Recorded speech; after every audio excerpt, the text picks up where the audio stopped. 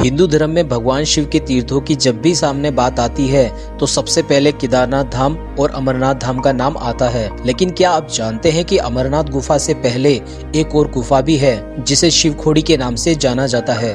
भस्मासुर से बचने के लिए भगवान शिव ने अपने परिवार के साथ इसी गुफा में शरण ली थी। कहते हैं कि इस गुफा में भगवान शिव आज भी अपने पूरे परिवार के साथ निवास करते हैं। मान्यता अनुसार इस गुफा का एक छोर सीधा अमरनाथ गुफा की ओर निकलता है और दूसरे छोर में स्वर्ग लोक की ओर जाने वाली सीढ़ियां बनी हुई है। शिवखोड़ी शब्द दो शब्दों से मिलकर बना है। पहला शिव यानी देवों के देव महादेव भगवान शंकर और दूसरा खोड़ी यानी गुफा। भगवान शिव की गुफा अपने आप में ही एक वास्तविक आश्चर्य है।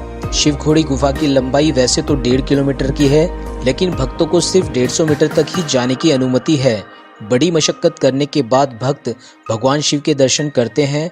भगवान शिव के परिवार के साथ यहाँ पर 33 करोड़ देवी देवता भी निवास करते हैं और इसी गुफा के अंदर से 2 रास्ते निकलते हैं।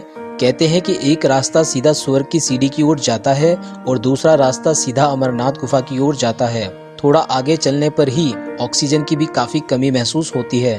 शिवखोड़ी गुफा का बाकी हिस्सा अभी भी एक रहस्य बना हुआ है। कहते हैं कि इस गुफा के अंदर कुछ साधु संत गए थे जो आज तक वापस नहीं लौटे।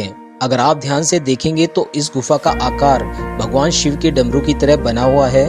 गुफा के दोनों सिरों पर काफी चौड़ी जगह है, जबकि बीच में गुफा की चौड़ाई बहुत ही कम है। इसलिए इस गुफा में जाने के लिए भक्तों को रेंग कर जाना पड़ता है। इस गुफा में ऐसे भी कई विशेषताएं हैं जो गुफा के अंदर देखी जा सकती हैं। सबसे पहले तो इस गुफा के अंदर जितनी भी प्रतिमा है वो सब पिंडी रूप में प्राकृतिक बनी हुई है। आप देखेंगे भगवान शिव और माँ पार्वती की 4 फुट ऊंची एक ऐसी प्राकृतिक पिंडी रूपी प्रतिमा बनी हुई है जिसे अर्धनारीश्वर का रूप दिया गया है, क्योंकि उसमें आधा शरीर शिव का है और आधा माँ पार्वती का। ठीक पास में ही एक छोटा सा गौरी कुंड बना हुआ है जिसमें हमेशा प्राकृतिक पानी भरा रहता है और पास में ही प्राकृतिक पिंडी रूप में 5 मुख वाले गणेश, कार्तिक और नंदी भी बने हुए हैं। चौंकाने वाली बात तो यह है कि यहाँ पर भगवान शिव के शिवलिंग के ऊपर से प्राकृतिक पानी लगातार टपकता रहता है।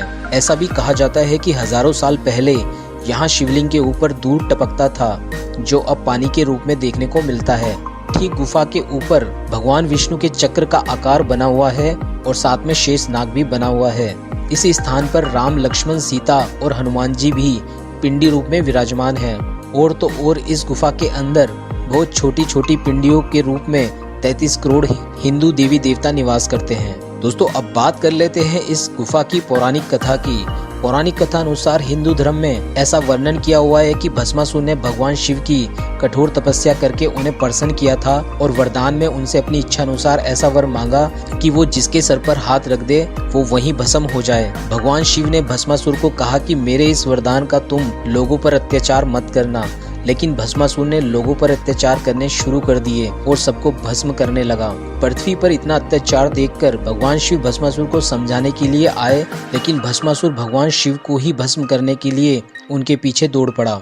तब जाकर भगवान शिव ने भस्मासुर से बचने के लिए अपने परिवार के साथ इस गुफा में शरण ली थी।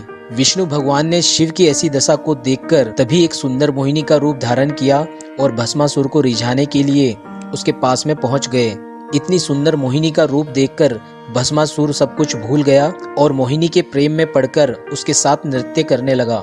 नृत्य करते करते भस्मासुर ने अपना हाथ अपने सर के ऊपर ही रख दिया, जिससे वह खुद ही भस्म हो गया था। तब जाकर भगवान शिव उस गुफा से सीधा अमरनाथ गुफा की तरफ रवाना हुए।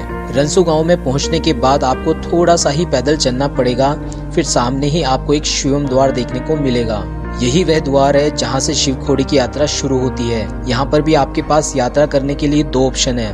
पहला ऑप्शन, या तो आप 4 किलोमीटर के इस पूरे ट्रैक को पैदल चलकर पूरा कर ले। दूसरा ऑप्शन, या फिर आप यहाँ से घोड़े, खच्चर, पालकी से यात्रा कर ले। शिवखोड़ी की यात्रा में सुबह और शाम के समय यात्रियों की ज्यादा भीड़ नहीं रहती है। इस यात्रा में 1.5 किलोमीटर से 2 किलोमीटर चलने के बाद आपको एक पर्वत दिखाई देगा जिसकी शेप एकदम गणेश भगवान के मुख जैसी है, इसलिए इस पर्वत को गणेश मुखी पर्वत के नाम से जाना जाता है। आप ध्यान से देख सकते हैं इस पर्वत को, जिसकी पूरी की पूरी शेप बिल्कुल भगवान गणेश के मुखी जैसी है। दोस्तों, अगर आप माता वैष्णो देवी की यात्रा पर जा रहे हैं तो एक बार शिवखोड़ी की यात्रा भी जरूर करें, क्योंकि ज्यादातर श्रद्धालु माता वैष्णो देवी के दर्शन करने के लिए जम्मू कटरा पहुंचते हैं, लेकिन उनमें से बहुत ही कम श्रद्धालु शिवखोड़ी की यात्रा पर जाते हैं। तो अगर आप अपनी फैमिली के साथ कटरा से शिवखोड़ी जाना चाहते हैं तो सबसे अच्छा विकल्प टैक्सी है। 5 सीटर टैक्सी लगभग 2000 रुपए में और 9 सीटर टैक्सी लगभग 2600 रुपए में बुक हो जाती है, जो सुबह आपको कटरा से रंसू गांव तक लेकर जाती है, क्योंकि रंसू गांव से आपको पैदल या फिर घोड़े पालकी से अपनी यात्रा करनी होगी। जैसे ही आप अपनी यात्रा पूरी करके वापस आते हैं तो टैक्सी आपको वापस कटरा में ही ड्रॉप करती है। अब बात कर लेते हैं जो लोग जम्मू से शिवखोड़ी जाना चाहते हैं। अगर आप जम्मू से शिवखोड़ी जाना चाहते हैं तो वहां पर भी आपके पास 2 ऑप्शन होंगे। पहला, या तो आप अपनी पर्सनल टैक्सी बुक कर ले, दूसरा या फिर आप बस से चले जाएं। लेकिन आप अगर अपनी फैमिली के साथ में हैं तो टैक्सी एक बेस्ट ऑप्शन है, उसमें आपका समय भी कम लगेगा। वहीं अगर आप 1 या 2 लोग हैं तो फिर बस एक बेस्ट ऑप्शन है, क्योंकि वहां से सीधा शिवखोड़ी के लिए शेयरिंग टैक्सी मिलनी मुश्किल हो जाती है। जम्मू से शिवखोड़ी की दूरी लगभग 120 किलोमीटर की है, जिसमें आपको 3 से 4 घंटे का समय लग जाता है। दोस्तों, उम्मीद करता हूँ कि आपको मेरी दी गई ये जानकारी अच्छी लगी होगी। वीडियो अच्छी लगी है तो वीडियो को लाइक करें, साथ ही साथ अपने सभी दोस्तों के साथ शेयर जरूर करें, ताकि